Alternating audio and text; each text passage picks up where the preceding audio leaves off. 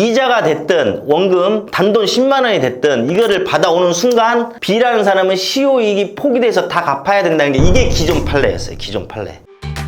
복잡한 채무로 고민 중이시라면 유튜브 채동 업무사와 해결해요.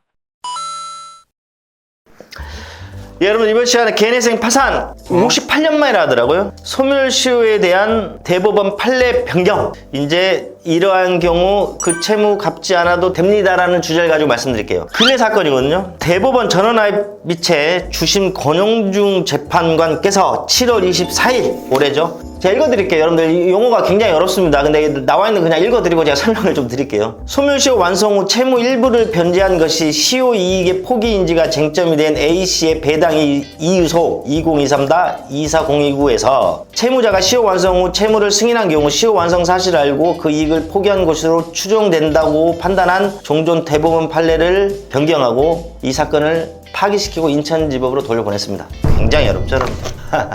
일반인들은 소멸시효라는 단어도 어려운데 진짜 법률 용어는 어렵습니다. 저도 한 번씩 어렵다니까요. 저도 어려운데 자, 여기서 오늘 좀 설명을 드릴게요. 소멸시효라는 제도가 있어요, 여러분들. 소멸시효가 뭐냐면은 소멸시효라는 게 여러분들 권리자가 있잖아요. 권리를 행사할 수 있었음에도 불구하고 일정 기간 동안 권리를 행사하지 않으면 그 권리가 없어진다는 원리입니다.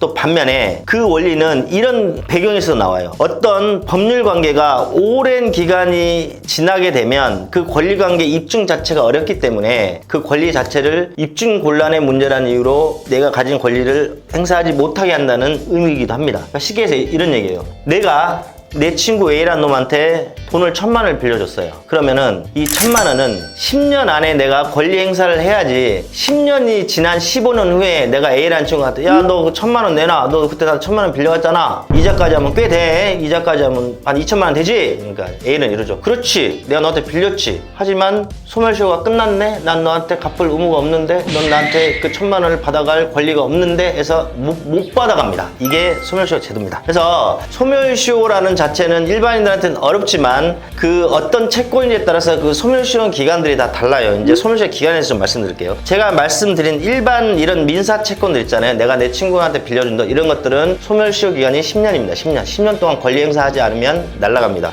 그 다음에 상사 채권이 5년입니다. 여러분들 상사 채권은 여러분들이 은행에서 대출을 받는다거나 카드값이라든지 여러분들 뭐 카드론 같은 거 있잖아요. 이런 것들이 은행은 장사를 하기 위해서 돈을 빌린 거잖아요. 이자 수익로 해서 이렇게 상행위를 통한 이런 내가 갚아야 할 채권들은 소멸시효가 5년입니다. 그 다음에 여러분들 그 공사대금 채권이나 물품대금 채권, 보험금 채권, 임금 채권, 이자 채권들은 소멸시효가 여러분들 3년이에요. 3년. 그 다음에 여러분들 음식값이라든지 술값, 숙박료 이것들은 소멸시효가 1년이에요. 이거 내가 잠깐 말씀드릴게요. 얼마 전에 상담드렸는데 어떤 식당 하시는 아주머니인데 진짜 이러면 안 됩니다. 여러분들 건설업에서 일부 그런 분들이 계시는데 여러분들 어디에서 공사 현장에 들어가잖아요. 그러면은 그 한박집이라죠. 거기서 이제 인부들 식사 계약을 하잖아요. 그러면 이제 그 돈들을 바로바로 주면 되는데 그 업체 사장님이 좀 나중에 줄게 하니까 이 할머니께서는 믿었죠. 근데 지금 2년이 흘렀어요. 하고 달라 했는데 안 주니까 할머니가 저한테 상담 오신 거예요. 근데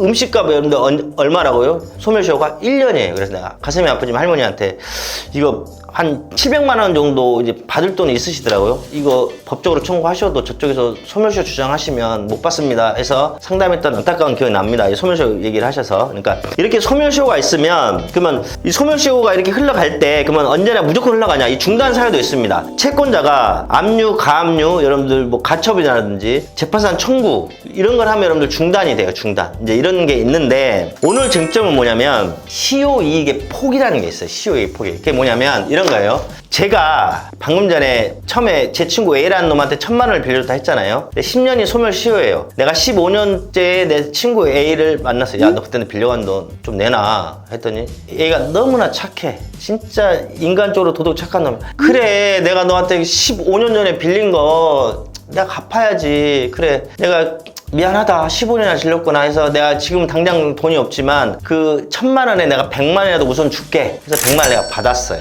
그러면은 10년이 넘은 15년이라는 소멸시효가 지났음에도 불구하고 이 A라는 친구는 내가 소멸시효의 이익을 받을 수에 있음에도 불구하고 나한테 일부 변제를 했단 말이에요. 그러면은 소멸시효 이익을 포기한다고 해서 이 A라는 친구는 내 남은 원금하고 이자까지 다 갚을 의무가 또 발생합니다. 여기에 대한 판단을 한 거예요. 이제 법원에서 여기에 대한 판단. 그래서 이게 왜 여기에 대한 판단이 중요했냐면 여러분들 일반인들은 소멸시효란 자체가 뭔지도 몰라요. 그 다음에 여러분들 1금융권에서 있잖아요. 뭐 카드사나 이런 데서 어떤 사람한테 대출을 해준단 말이에요. 만약에 하나은행에서 B라는 사람한테 5천만 원 대출을 해줬어요. 근데 B라는 사람이 안 갚아. 그럼 하나은행이 계속 B라는 사람한테 이 채권 추심하는 게 아니라 또 밑에 채권 추심 업체니 2금융권, 3금융권, 4금융권 이렇게 막 넘긴단 말이에요. 그 원래 받을 채권을. 그러면 넘길 때 소멸시효 기간이 지나도 이제 3금융권, 4금융권 넘겨오게 되면 이 채권 출심하는 직원들이 가서 이분은 지금 소멸시효가 완성된지 소멸시효가 뭔지도 모르는데 소멸시효 기간 완성된지 모르잖아요. 그러면 가서 회유도 했다가 협박도 했다가 뭐 압류 들어가네 어떻게 하다 보고 이분한테 이자가 됐든 원금 단돈 10만 원이 됐든 이거를 받아오는 순간 B라는 사람은 시효이익이 포기돼서 다 갚아야 된다는 게 이게 기존 판례였어요. 기존 판례. 그게 58년 동안 우리나라가 지배하는 관행이었단 말이에요. 이것 때문에 피해를 보는 일반인들이 너무 많았고 이 채권을 넘긴 제 3금융권, 4금융권 채권 추심한 사람들이 온갖 수단과 방법을 가리지 않고 회유를 해서 이자라든지 원금의 일부를 계속 받아가서 이 사람의 갚지 않아도 될 모든 돈을 받는 문제가 있었단 말이에요. 이것을 이번에 대법원에서 내가 처음에 어려운 얘기 해줬잖아요. 이걸 정리해 준 거예요. 일반인들 관점에서 소멸시효 기간이 지나서 약간의 돈이라도 변제를 했다고 하더라도 방금 전에 얘기한 B라는 사람은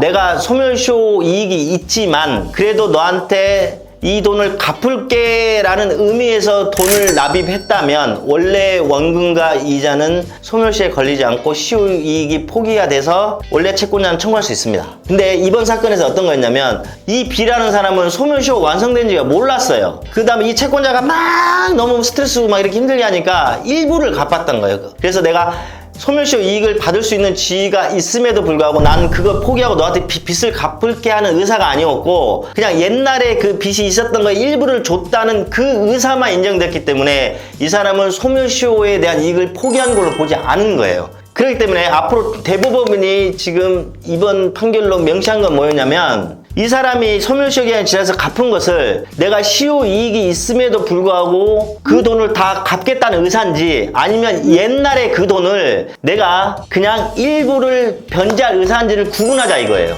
그냥 일부 변제를 했는데 나중에 알고 봤더니 소멸시효가 지났어. 그러면 소멸시효를 주장할 수 있다고 판시한 거예요. 그런데 반대로 이 사람이 나는 소멸시효가 완성됐지만 그 이익을 포기하겠어 하는 거는 전부 갚는 의사고 일부만 갚은 거는 난 아직도 소멸시효 이익을 포기하지 않겠다 이렇게 판례가 변경이 된 겁니다. 좀 어려우시겠지만 그러니까 결론은 앞으로 여러분들 내가 어떤 채권을 빌린 게 오래됐단 말이에요. 그러면 채권 추심업체가 어떤 회유 수단 막 이런 걸 한단 말이에요. 그래서 일부만 갚아 야면 이자만 일단 내. 이래서 내게 되면 기존 판례는 이게 소멸시효가 완전히 없어지고 청구할 수 있었는데 이거를 이번에 대법원이 파기한 거기 때문에 앞으로 여러분들 추심업체에서 만약에 문서나 구두상 전화로 혹시 본인이 소멸시효 이익이 있음에도 이걸 포기하고 이거 일부 갚으시겠습니까 하는 문서에서 서명을 하거나 구두상 예 그러겠습니다 대답을 하시면 안 됩니다. 절대로. 이번 대법원 판결은 그런 의사가 있다고 하는 것은 소멸시효가 이익을 포기하는 걸로 보지만 단순히 일부 변제한 거는 내 소멸시효 이익을 포기한 게 아니다. 그러니까 이거를 구분해서 보자. 그러니까 다시 정리드리자면 앞으로 이제 채권 추심하는 이런 분들 이렇겠죠. 문서로